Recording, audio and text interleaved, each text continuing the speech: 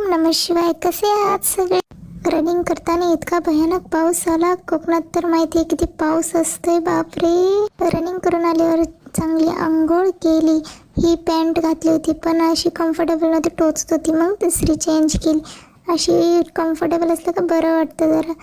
आणि हा जगातील सर्वात फेमस चॉप लावून मी निघाली स्वयंपाक. हे बघा, त्रिशा इथं झोपलेली होती, ती इथे आली. हे बघा काय मुलगी म्हणावा. दररोज माझ्यासाठी एक ग्लास पाणी गरम करते, त्यात लिंबू पिळून पितस. पियायला चांगलं लागत नाही पण चांगलं असतं ना ते पिल्यावर.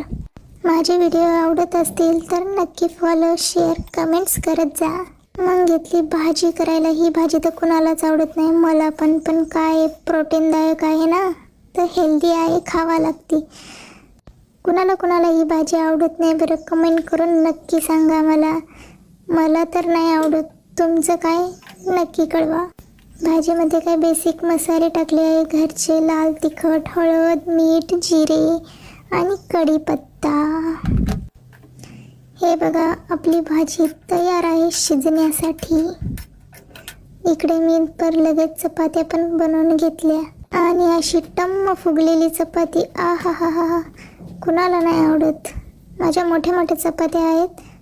आम्ही आधीपासून अशाच मोठ्या चपात्या बनवतो, त्यामुळे मी पण बनवते असेच सगळेच.